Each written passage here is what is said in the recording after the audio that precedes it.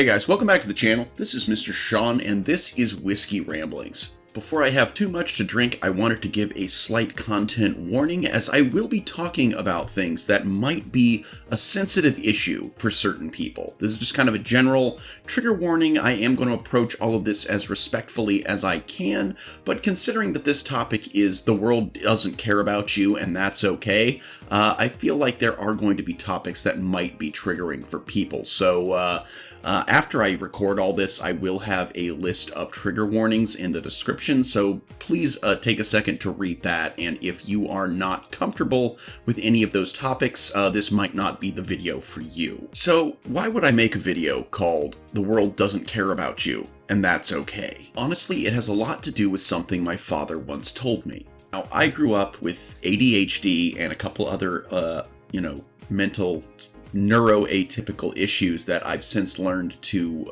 regulate. But, a lot of time, my parents were always very big that my disability, so to speak, was not an excuse for bad behavior. And you see it a lot these days on a lot of Reddit posts that people narrate here on YouTube, where it's like, so-and-so behaved badly, and when they're called out about it, people go, oh, well, they're going through this, or they have this, you know how they are, they can't be held responsible for their actions. And this always irritates me, because very much, no matter what I was going through, no matter what issues I had, it was very much expected that I would learn how to behave and how to exist as a functional adult in this world. That was all my parents ever truly wanted for me.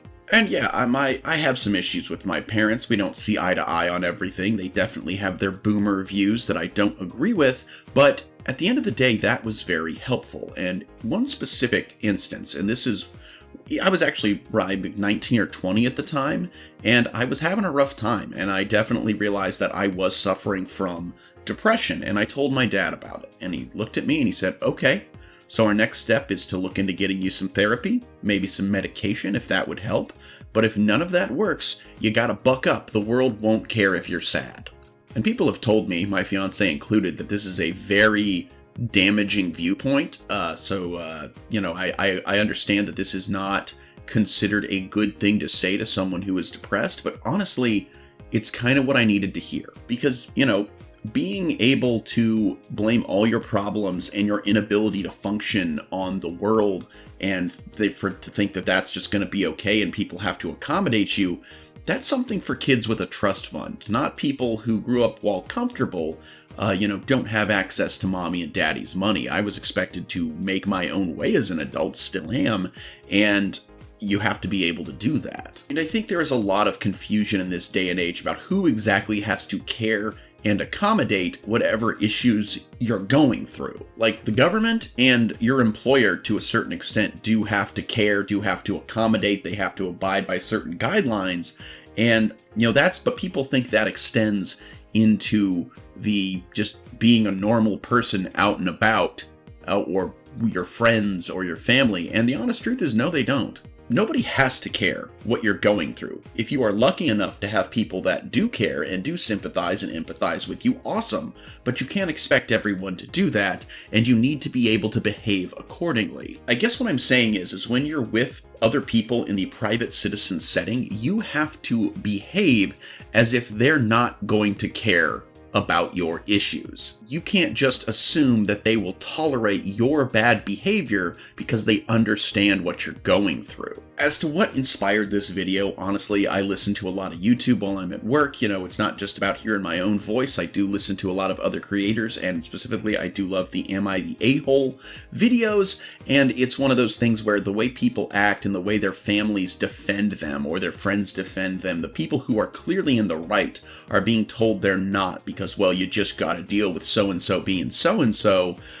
It irks me. It irks me a lot because that is not the reality I was raised in, and I definitely think it also has affected my I was told the world won't care about me. So in a lot of ways, I don't care about most of the world. And that's not to say I experience any malice towards anybody, but it's just like, look, you're going through your shit, I'm going through mine, and we both need to get along, and you don't get to be an ass just because you're having a hard time.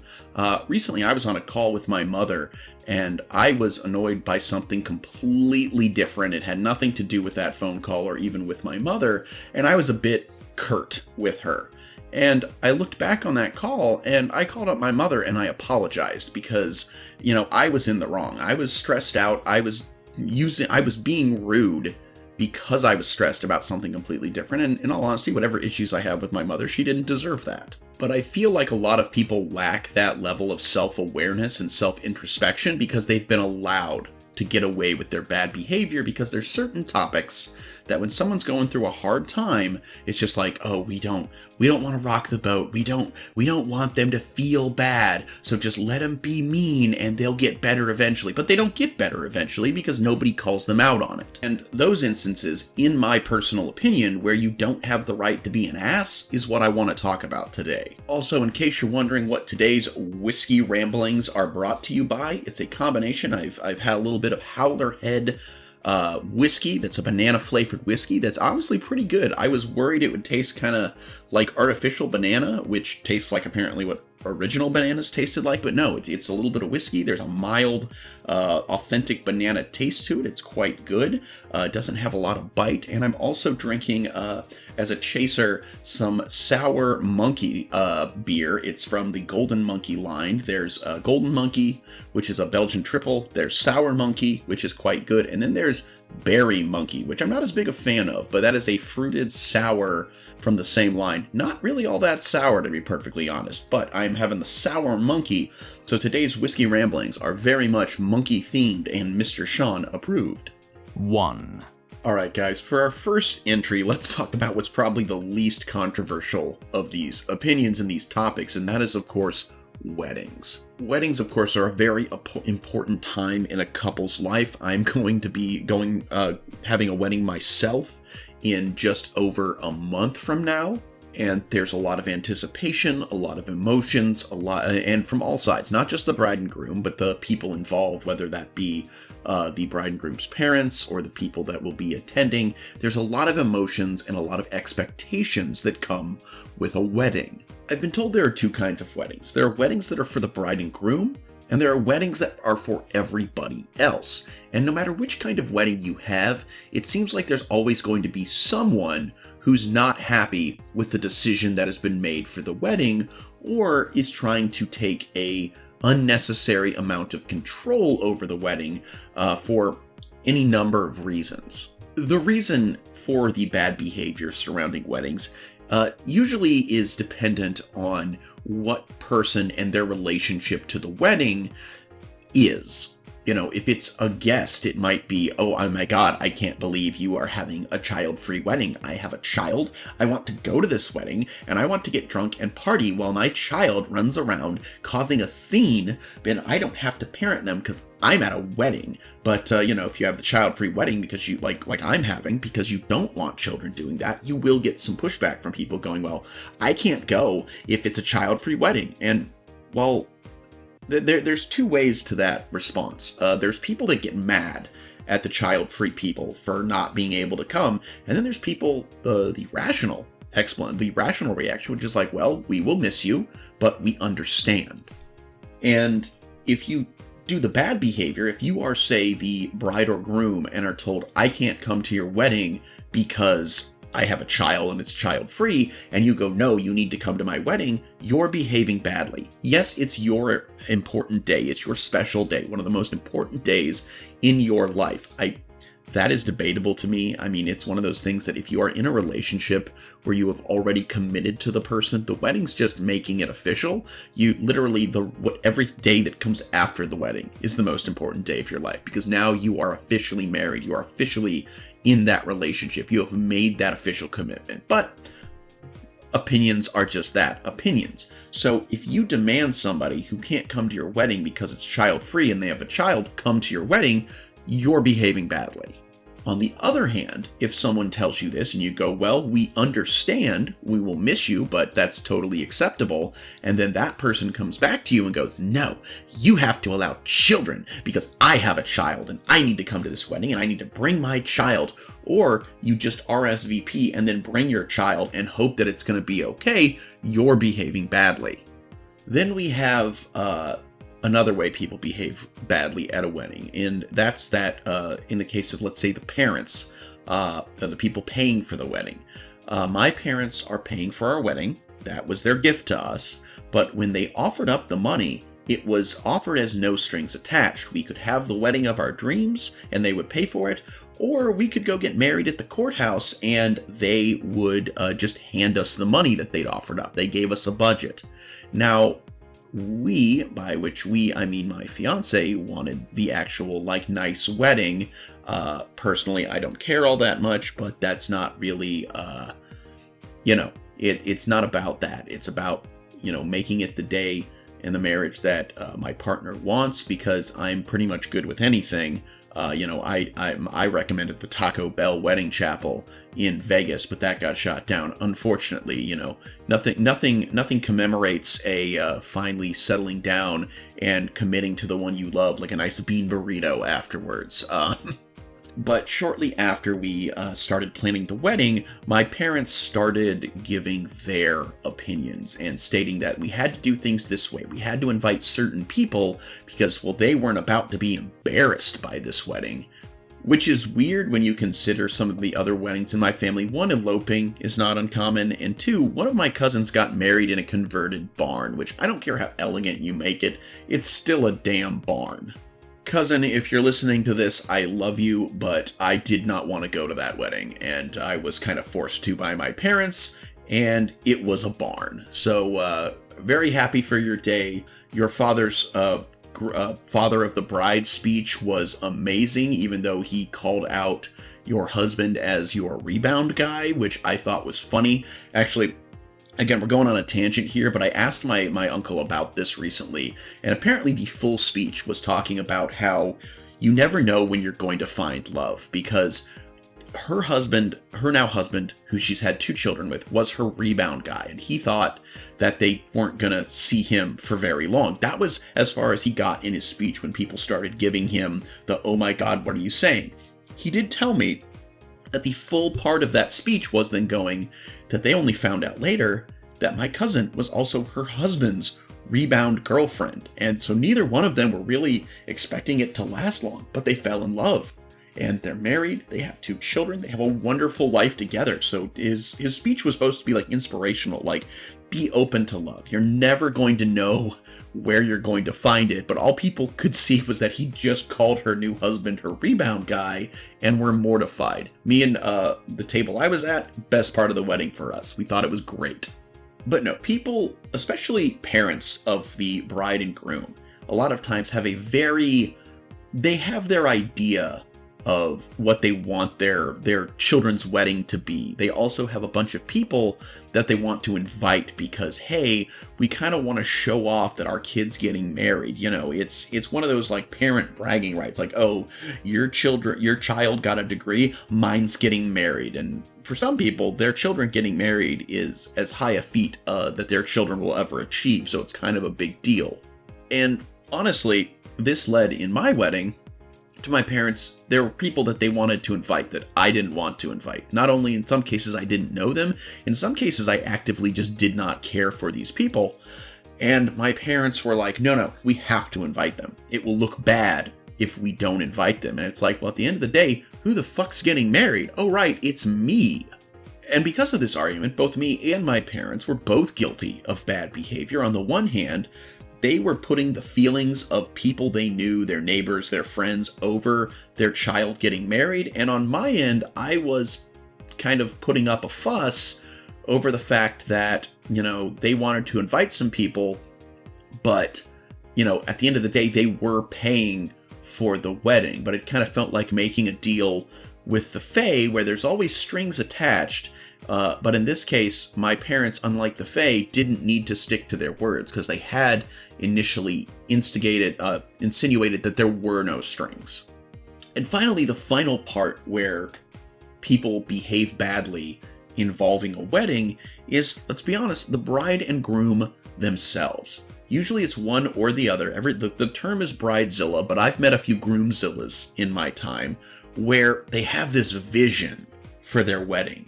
And the more they envision this, the more they want their picture perfect, Pinterest, Instagram perfect wedding, the shittier they behave to the people involved.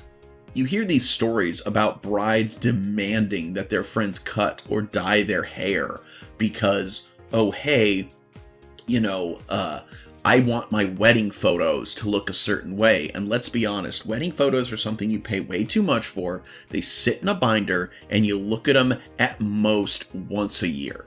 But friendships have been ended over trying to have the perfect wedding photos. Or, hey, I really don't like, you can't have none of my bridesmaids can be prettier than me. Or, oh, one of my bridesmaids or groomsmen was involved with one of the other members of the wedding party, so you can't have your person in your part of the wedding party because that'll make my person upset. Or, oh my god, this one little thing that I wanted isn't there and I'm gonna be mad about it. I'll be honest, I really do, as someone who does not like weddings and does not like wearing formal attire, it made me a little annoyed when both my fiance and my family, before I could even suggest it, told me no, I could not wear a Hawaiian shirt, a nice Hawaiian shirt, mind you, to the wedding. But I got the fuck over it because I don't even like weddings in the beginning, so none of this planning is really about my perfect wedding, because my perfect wedding was, us going to the courthouse and then going and getting lunch or something. Again, I am in the minority on that, and I really want my fiance to have a nice day, so, I sucked it up, and I'm going to be wearing a monkey suit, not the good kind of monkey suit, mind you, but an actual, suit for my wedding, and it's going to make my fiance and my family very happy. But you see so many people throw tantrums because what they have envisioned is not what they're getting. And, that people always go, oh, hey, with any of the things I just mentioned, you know how they are, you know how weddings are, you know that people are going to talk if we do this, people are going to talk if we do that. It's not fair if so-and-so can't come because of this, if it's not the perfect day. But at the end of the day, it's just another day. Weddings are great for the people getting married. And at the end of the day, that's what matters. But also, one, people that are not getting married can't expect the bride and groom to compromise their day for their comfort. And likewise, if what the bride and groom want for their perfect day isn't feasible for other people, whether that be, oh, you can't have your kids, it's a destination wedding, hey, you're in a wheelchair and where we want to get married isn't wheelchair accessible. All of that is fine, so long as the bride and groom accept that you cannot make it. And just like if it's a wedding invitation, it's not a court summons, but so long as, one, people understand that the bride and groom are the important people on that day, and likewise the bride and groom understand that if people cannot accommodate them and therefore will not be showing up, that is okay too. Any divulgence from this, whoever is making the fuss is being the a-hole. It's just a wedding, people. 2. Wow, looking at the timestamp, damn, this one went on a lot longer than they normally do, so I don't know. I can't promise I'll try and speed it up. But for number 2, we're going to talk about children and the act of, say, whether or not you wish to have children. This is slightly more controversial than the weddings. So let's start at the beginning, I guess, with the whether or not you're actually going to have children. Now, some people, don't want children at all. They're the child-free people like myself. I've in fact already had a vasectomy. I do not wish to raise any children, sire any children, not only because I just don't want to, but also because I do have certain things in my genetics that I would rather not pass on to a child. I have even gone so far with the approval of my fiance, I have already gotten a vasectomy because I never want to have any children, and plus it does mean you get to raw dog cream pie and enjoy that breeding kink as much as you want without the responsibility of bringing a life into the world. There are more and more people every day that don't want to have children, and sadly, we still live in a time where one of the first questions people ask you, especially after you get married, are, when are you guys having kids? And that's an awkward conversation because people always kind of look at you weird when you say, oh, we don't want any. We have our fur babies, or we enjoy each other's company. But not wanting to have children is just as valid a decision as wanting to have them. We see so many times in today's age where people have kids before they can support children, and then it just literally becomes everybody around them's problem when they can't take care of their kids. It may take a village, but you have to talk to the village beforehand to make sure they're okay with that. Also on the end of people wanting to have kids are the people that want kids but can't. There's infertility, which is a very touchy subject. But at the end of the day, however you feel about kids, whether you want them or you don't get to be an ass about how other people choose to feel about that simply because your opinions are yours. And that's just it. They're your opinions. You can keep them to yourself if, they're going to upset people. So we'll start on the child-free side. Most child-free people, myself included, are perfectly fine with people having children, with children being around. Yes, we find them annoying, but we tolerate them because it's not my job or my choice to decide whether or not you have children. Last weekend, I was going and getting a haircut, and unfortunately, after I sat down, a man and his 2 children came in too, and unfortunately, the guy chose to sit in the middle of his 2 kids, and so, unfortunately, I would have preferred he sit next to me and keep his 2 kids on the side, but these kids were annoying. And as annoyed as I was at the presence of children, I understood that I had no right to tell this person that they shouldn't bring their kids into a public space. He is not, required to mandate his life and his kids' lives based on my comfort. But again, not everybody has that level of self-awareness and awareness of the world. I can see there would be many people who'd be like, why the fuck would you bring children in here? And might actively talk down to those children. Did I want his children nowhere near me? Absolutely. Was that my right to proclaim out into the world and make him and his children and everybody in that great clips uncomfortable? No, not really. There is a social contract. No matter how child-free I might be, people are still going to have kids. People are still going to bring their kids places. And I'm allowed to be annoyed, but I'm not allowed to make a scene. I mean, I guess I'm technically allowed, but you shouldn't. So now let's look at the people who think that everyone should have children. And there's a lot of, I found, inherent, sexism involved in this, even from, women to other women. There's this idea that people erroneously have that a woman's only real purpose in life is to bring more life into this world and then to raise that life. There's so many people in this group that not only all of the women have kids young, they have a lot of them, and the husband is more or less allowed to just not give a shit. My opinion personally is that if you decide to have kids, both parents need to take an active role in raising and parenting. And that as a woman, you should not be okay with your husband's only role in the idea of having children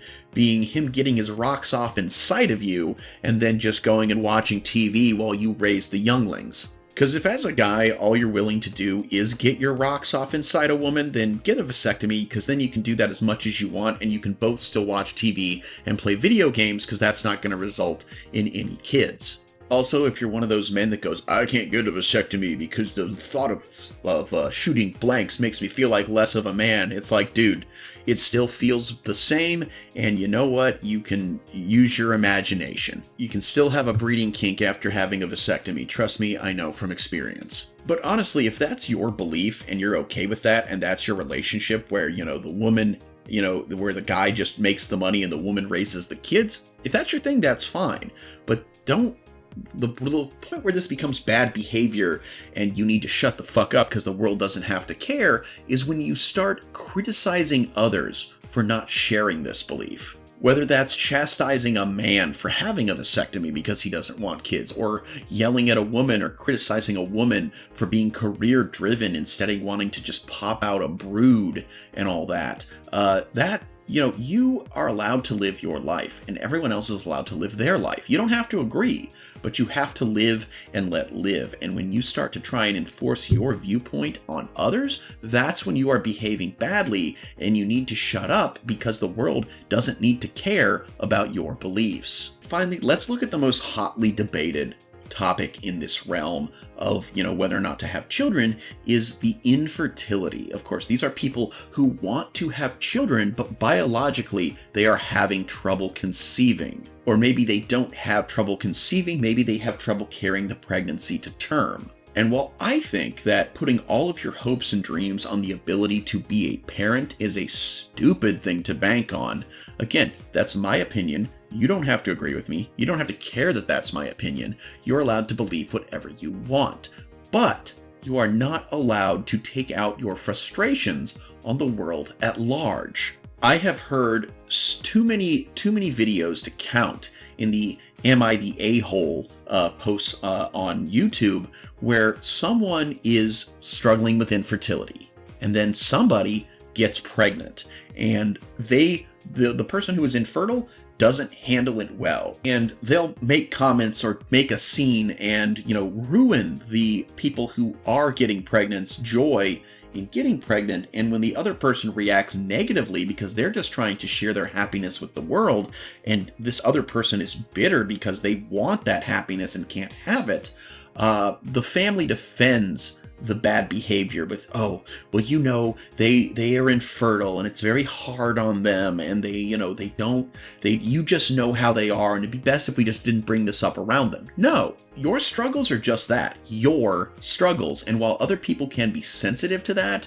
you aren't allowed, or you shouldn't be allowed, or you just should know better than to take that out on the world because some people happen to be able to achieve what you want to. Because it is the fact of having children and we put it this sacred thing on it, we tend to overlook it. But ultimately, it's no different than let's say you really wanted, it's basically you not being able to get your dream career. Let's say you really wanted to be an astronaut and then you find out that you don't meet the vision test requirements. I know that used to be a big thing in astronauts. I don't know if it really is anymore, but let's say your vision's not good enough. So, you're never going to be an astronaut.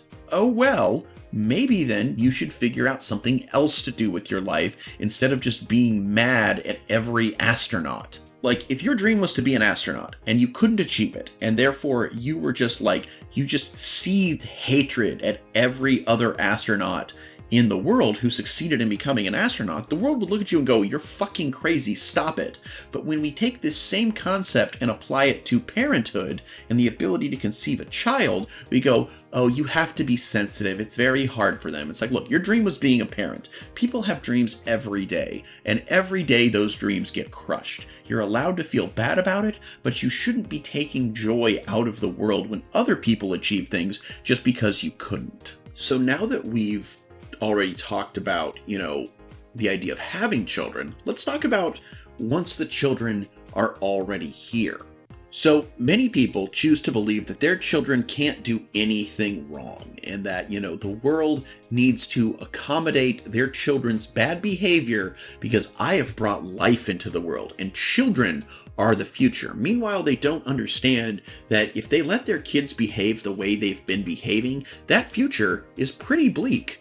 Children did not ask to be born. In fact, the only reason they are here is because you let them be here. Because whether that's because you wanted to have children or you just really wanted a cream pie and you let it ferment inside you, children aren't the reason children are here, meaning that the responsibility of making sure that they learn how to be in society and conduct themselves accordingly is entirely on the parents. My parents definitely knew this. My parents did not give in to my tantrums. I threw a lot of them as a kid, and my mom especially would tell me, "You're really only embarrassing yourself. I'm not going to give in to your crying."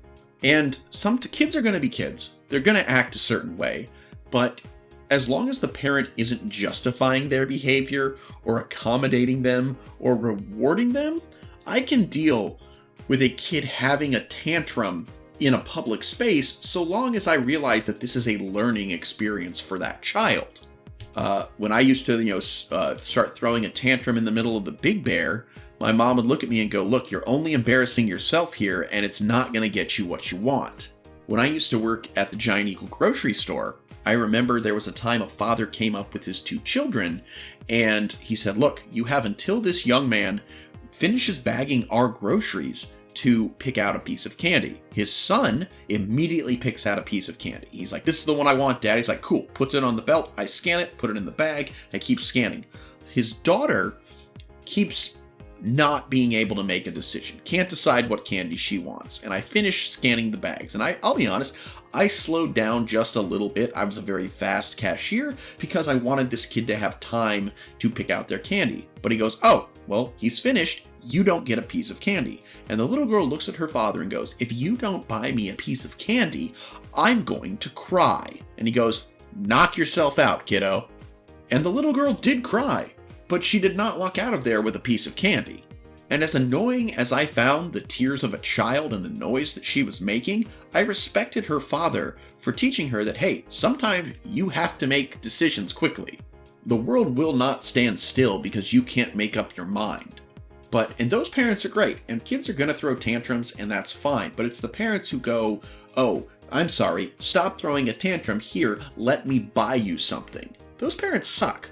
It'd be one thing if they were only making their own lives miserable, but the fact that a lot of times these parents also expect other people to accommodate their awful children is where you get into the behaving badly and not realizing that the world doesn't care about your child.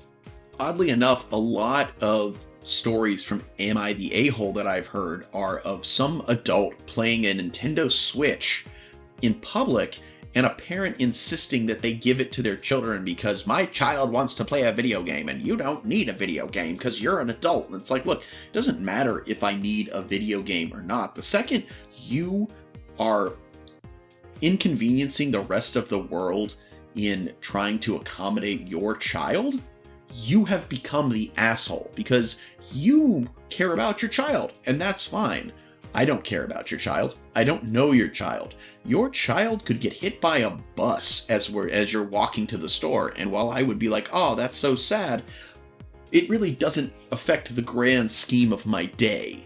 I mean, if I witness it happen, I'm going to be a little shocked because I just witnessed a human being die, but at the end of the day, I didn't know that person. I didn't have any strong feelings for them. I now can see the things that pull the carriage at Hogwarts, but other than that, it's just like, look, I don't care if your kid has a good day or a bad day. That is entirely on you, and the second you make it my problem, you're an asshole.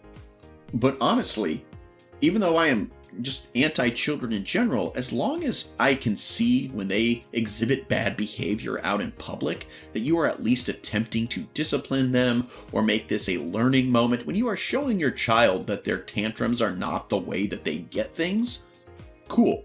If they need to cry it out until they fall asleep, so long as you don't buy them that thing they're begging for, kudos on you. I support that. But when you expect the rest of the world to cater to the fact that you have failed as a disciplinarian, you have failed to show your child that their actions have consequences, when you have failed to show them that the world doesn't care if they're sad and they need to deal with disappointment, you're a bad parent. 3. Alright guys, so this is going to be the last topic we talk about during this video, and ultimately it's going to be talking about mental illness or neurodivergent issues. This is a hot and controversial topic because people these days, there are two sides of this. There are, hey, people just need to get along, and there are, hey, you need to accommodate the fact that I am mentally different from you. And both sides have merit. I mean, you know how I already mentioned how I was raised, that I was told, hey, it doesn't matter if you have these things, you have to figure out a way to exist in life because the world won't care if you're sad. That being said, that is a pretty harsh and unempathetic view of the world. I know it has affected my view of the world, and I am working on finding a happy medium in all of that, because for the longest time I was a very unempathetic person, because when you're told, hey, the world doesn't have to care about you, the natural reaction is, oh, that's cool, I can share that same energy. But I do believe that people who are going through mental illness, or who are neurodivergent, neuroatypical, who can't process the world quite the same as a quote-unquote normie, I do believe we need to have things out there for them that they can take advantage of in order to better exist within the world. At the end of the day, they have to find a way to exist. When I was a child, there was a lot of help out there for people with ADHD. I was told I had ADHD. I had a kind of behavioral issue that was never given an official name to me, but it caused me to have trouble regulating my anger. I did take meds for that, and I was also told and diagnosed with Asperger's-like tendencies, not full-on Asperger's syndrome. I know we don't call it that anymore, but the way it was described to me is that it's like I was not on the spectrum. I could see the spectrum. The spectrum was essentially the Emerald City there at the end of the yellow brick road right before the Dorothy and her friends encounter the poppy field. Like, I can see it, I can wave at it, but I'm not quite there, but there are some similarities. And yes, I empathize. It can be very hard for neuroatypical people or people suffering from a mental illness to function in the world. And while businesses and the government do have to accommodate them, private citizens don't necessarily. Like, you're still able to look at that guy and go, wow, look at the crazy person talking to himself. Is it nice? No. Is it what happens? Absolutely. And it's one thing.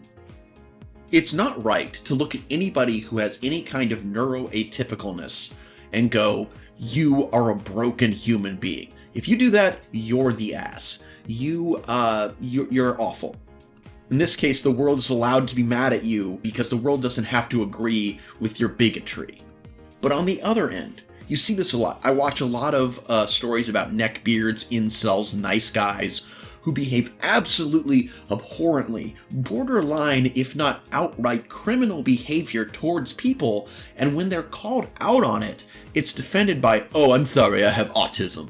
There's a difference between processing the world a different way and not knowing right from wrong. It's one thing to not understand or have a hard time processing social norms, and it's quite another that when someone screams at you that you need to back the fuck up, get out of their personal bubble and leave them the fuck alone, and you go, I don't understand, because I have autism and it makes it hard. Well, it's not hard when someone lays it all out on the line for you. Likewise, in the less extreme case, I have ADHD.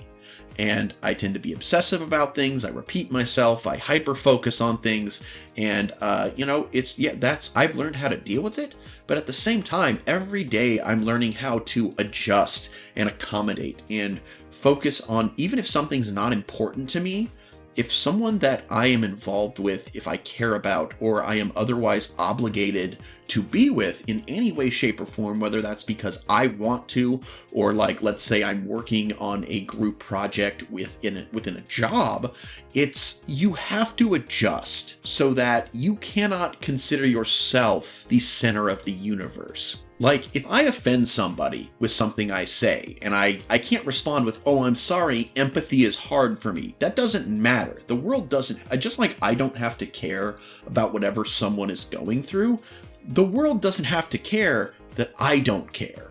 The best way I can describe how you must exist in the world is very similar to the tenets of the Church of Satan, or the Satanic Temple, in that ultimately, while most religions, their key tenets are don't be a dick, Satanism states you can be a dick, but you have to deal with the consequences. Christianity will say, don't be mean to anybody. Satanism will say, you can be mean, but understand that people aren't going to react well to that. Just a heads up, this is not me saying that I am a Satanist or anything like that. I understand the difference that most major religions' tenets boil down to don't be a dick. This is the difference. You can do whatever you want and act however you want, so long as you understand that there are going to be consequences. And when you start saying that because X, Y, and Z, those consequences shouldn't apply to you, that's when you become a complete dick. You don't have to care about the world, and the world doesn't have to care about you, and that's not a bad thing. Ultimately, it opens you up. Once you realize this, it definitely frees you. It's very liberating to know that you're not a bad person for not caring, but you also, at the same time, can't get mad, or shouldn't get mad, I should say. You can do whatever you want, but when you get mad at the world for giving back the same energy that you've put out, what the fuck's wrong with you? I guess what I'm saying is that you're only truly a bad person is when you don't expect there to be consequences for what you do. So do what you want to do, take your lumps, and move on. Live whatever life you want to live, and just have fun with it. And if you offend someone along the way, just be ready to say sorry or take a punch to the face. It's all good. And hey guys, that's the video. Be sure to support the channel by liking, commenting, subscribing, maybe even checking the links. I have a Patreon you can join. I have minis that I sell on eBay, Etsy, and Mercari. And hey, if you just want to share the video around, that helps too. So until next time, everybody, this is Chimera Miniatures. I'm Mr. Sean, and I sincerely hope that you alpha great day and an even beta tomorrow. Bye-bye. Oh, also, just definitely want to shout out to currently my only patron, but still very thankful for them, Arthur D. Gonzalez Martin. Thank you so much for supporting the channel. And if you also would like to be given a shout out for supporting the channel, please go to the Patreon and, like Arthur D. Gonzalez Martin, join the Beta Club, which helps me build a beta tomorrow. Again, everybody, thanks for joining in. See you next time. Bye-bye.